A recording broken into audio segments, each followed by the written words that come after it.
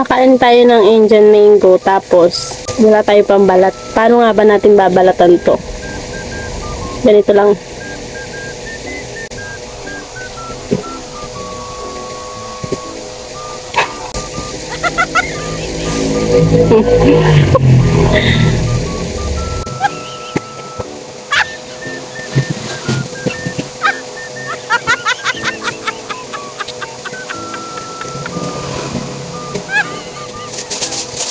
Sabi ko sa'yo, kaya ko balatan eh.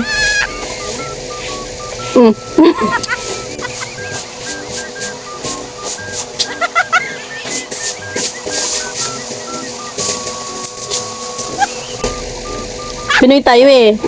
Madiskarte tayo eh.